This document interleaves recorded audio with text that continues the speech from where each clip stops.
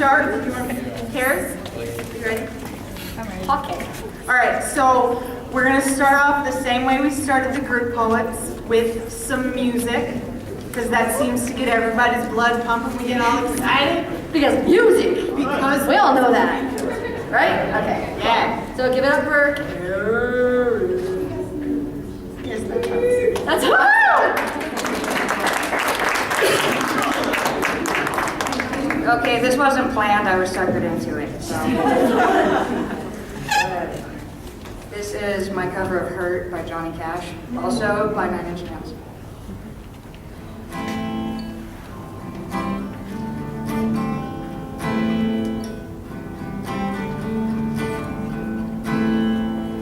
I hurt myself today to see what I still feel.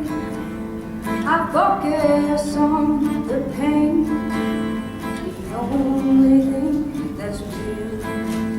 The needle tears a hole, the old familiar sting. Try to kill it all the way, but I remember everything. What I've added on, my sweetest friends. Everyone I know goes away in the end, and you could have it all. My empire built, I will let you down, I will make you dance.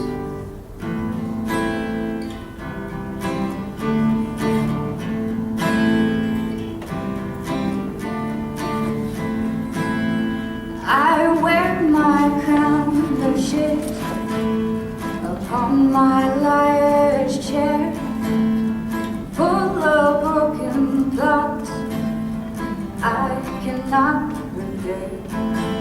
Beneath the stains of time, the feelings disappear.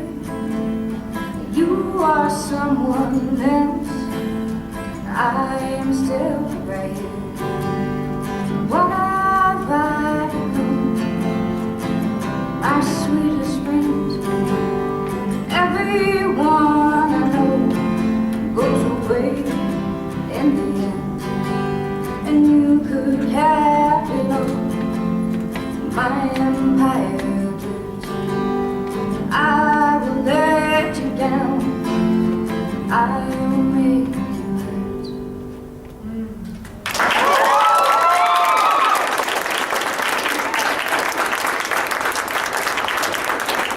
Lydia and I were just like dancing over in the corner because that was absolutely amazing. Yeah. All right, so the next poet up is a wonderful, wonderful UCCS student and she's an amazing poet. Her name is Sarah Constantino. I've probably heard of her, so give it up, give it up.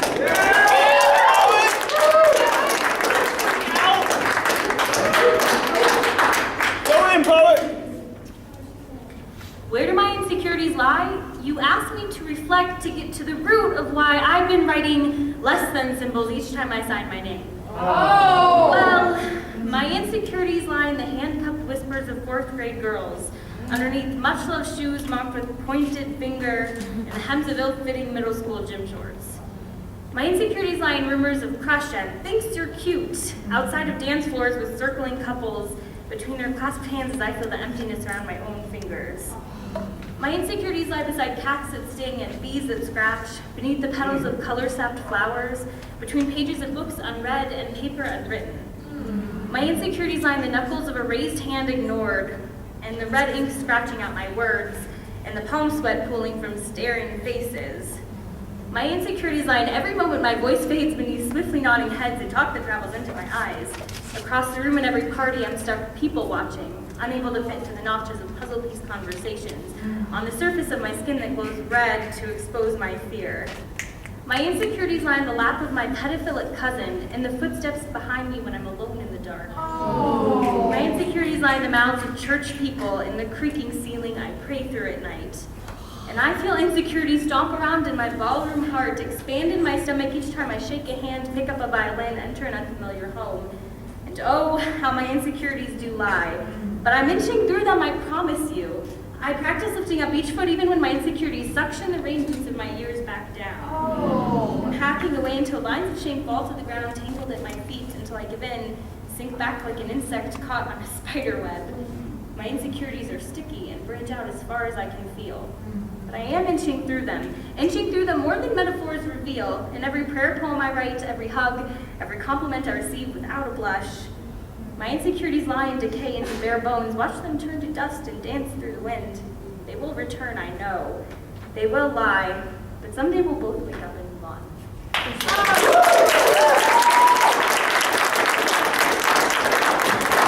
Please keep it going as we welcome up Joshua Higgins.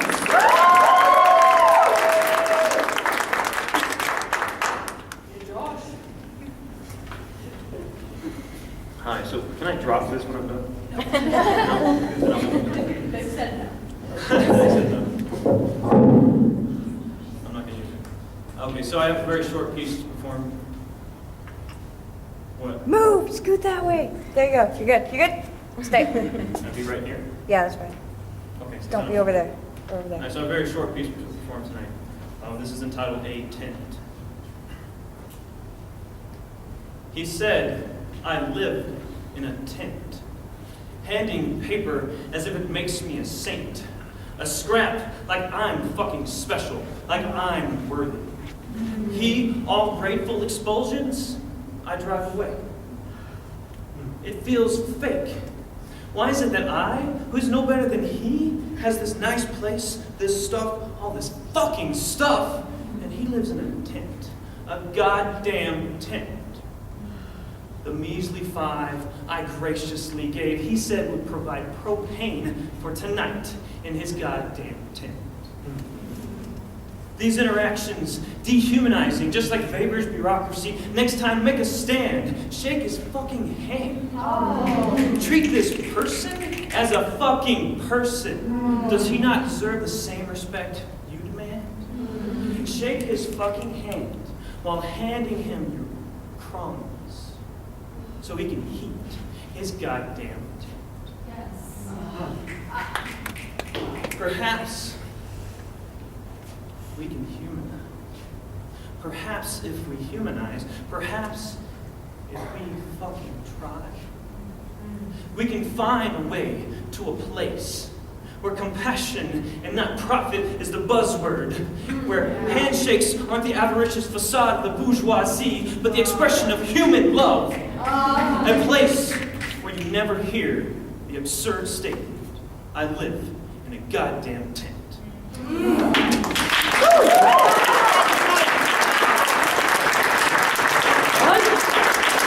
right. Keep that going for Sarah Balakrishnan.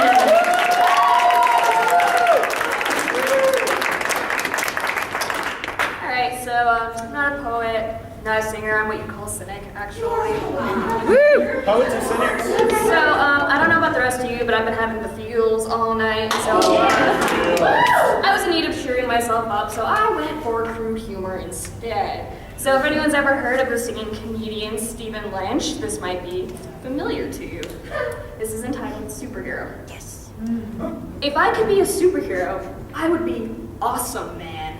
I'd fly around the world fighting crime, according to my awesome plan. And if I saw criminals trying to lie, hurting other people and making them cry, I'd haul them off to jail in my awesome van. Because I would be awesome, man. Now, some criminals want you to be a criminal, and they offer you things like drugs and alcohol, but we know what to do, kids. We just say no.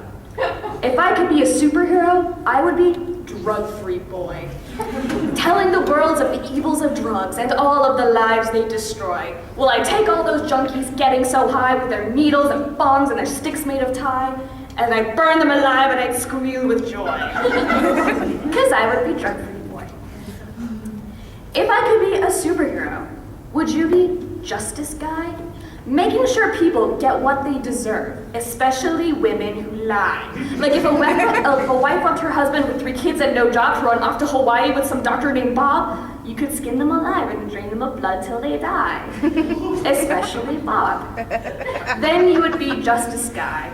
Oh, I don't mean to be subtle, I didn't mean to be vague. Give her mad cow disease, let them die of the plague, as they suffer of their terrible lie, especially Bob. Then you would be Justice Guy. Then you would be drug-free boy. Then you would be awesome man. Then you'd be a superhero, like me.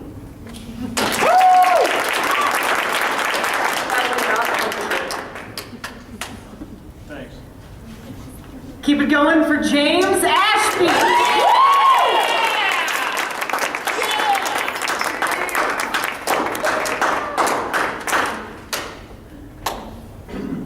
One of your songs is about quitting smoking, though I have a hard time believing you are actually a smoker. Like most of the songs on your third album, I find this one puzzling, as if it resists me. I want to identify with the song, so every night I do it. I quit smoking. And I listen to the song and think.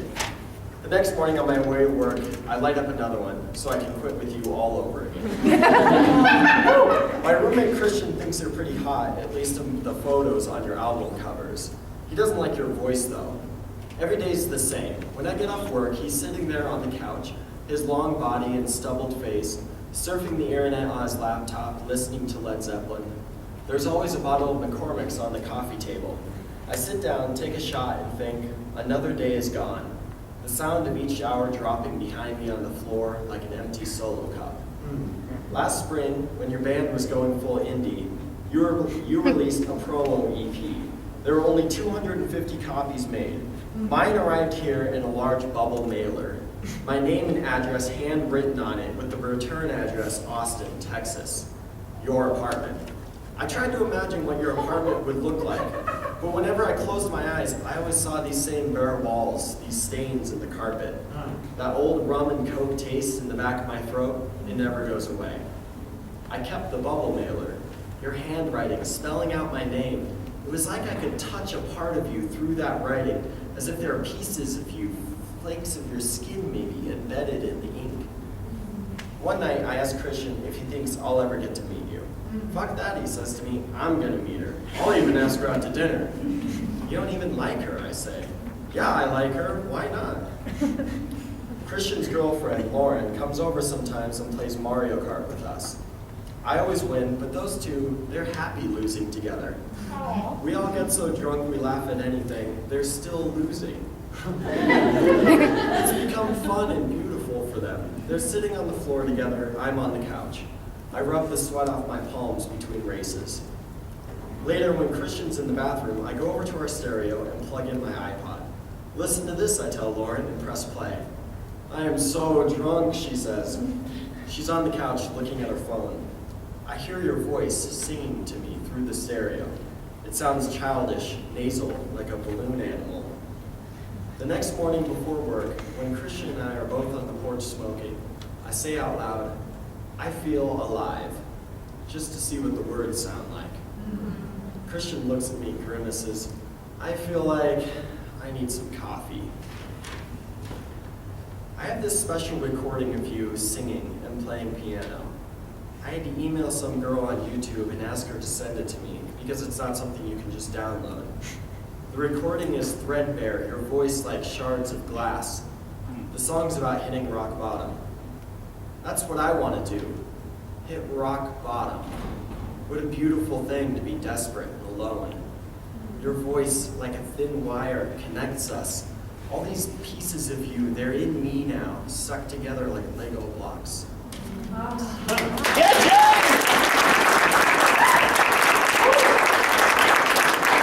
right, keep the energy going for KD.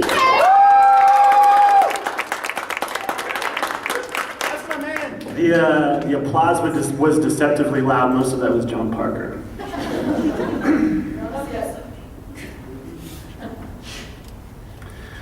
When I was young, I used to pretend that birthday candles were lit cigarettes. My tongue removing the frosting off of each butt, searching for menthol vapor memories to ease the harsh tar of my burnt-out childhood.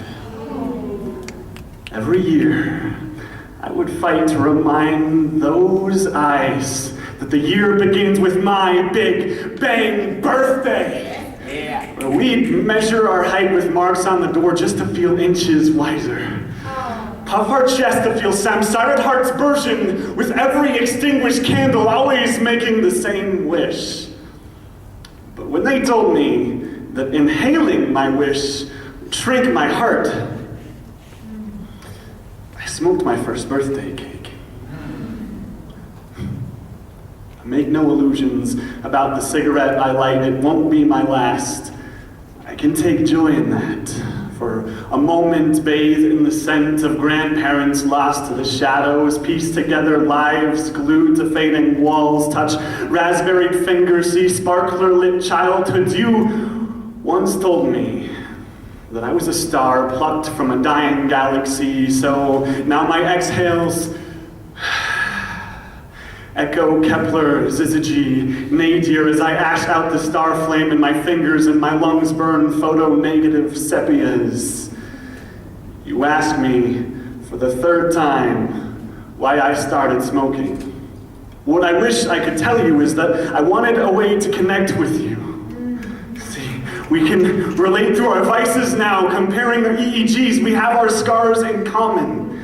Is there anything more cancerous than being alone? What's a cigarette? If only we could put filters on our sadness, if depression came with a Surgeon General's warning, if we could counsel minors at the counter when we cart them, if we could ban suicide, I wouldn't be the candle at the end of my wick. I have waxed my grandfather's story so many times that I inhale their ghosts with every Marlboro. So you ask me again, just start smoking. And I just shuffle my feet, flick the last of everything into January.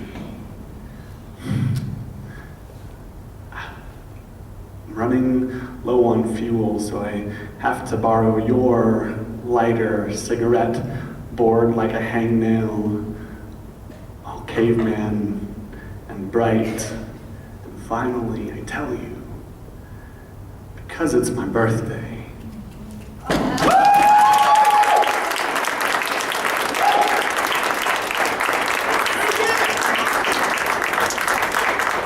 Sorry, I'm feeling feels. So, keep it going, please, for John Parker.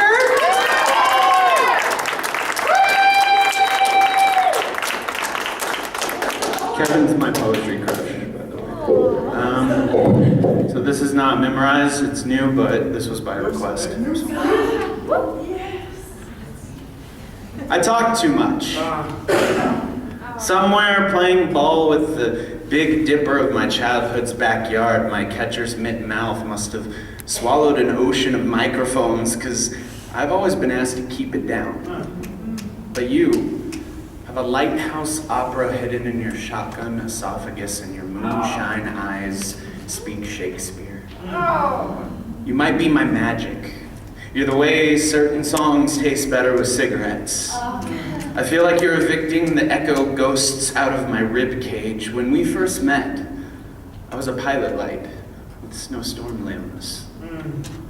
We looked like blue gospel standing in the communion of our eyes, and the cynic in me asked you why the sun sets every damn night.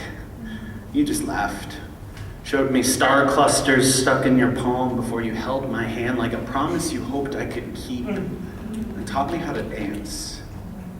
Our first steps felt like escape toward homecoming, a footprint clash, a crash of earth to earth as we sparked and spun, burned and swung. We were stories who believed we could be more than lonely letters carved separately into gasping winds after a drought, full of tornado breath, firestorms in pin-cap fingertips. We rang and clanged like summer swing sets, burnt and bled out storms from hurricane veins. But my blizzard drowned you out. I didn't mean to make us a failed experiment in meteorology. For 4 years, I wind-screamed a silence between us the size of my ego. Somewhere, I got snowblind to the certainty of north stars I thought I'd glimpsed in your chest. I'm sorry that I left us both drifting in an ocean of words I wasn't willing to give you, singing eulogies at your birthday party, writing obituaries in the dust of our starting line. You've heard this all from me before. I'm good with words. I talk too much. It's the silence I'm still learning to wear comfortably. Like the one that fell heavy on my shoulders after throwing up next to you in the back seat of my car that night. Shit. I realized all my words don't know what to do with the wake I've left for us in your supernova fingers. I don't know how to rebuild the house we could have called home. But you told me we can't hold the past for hostage. I know I talk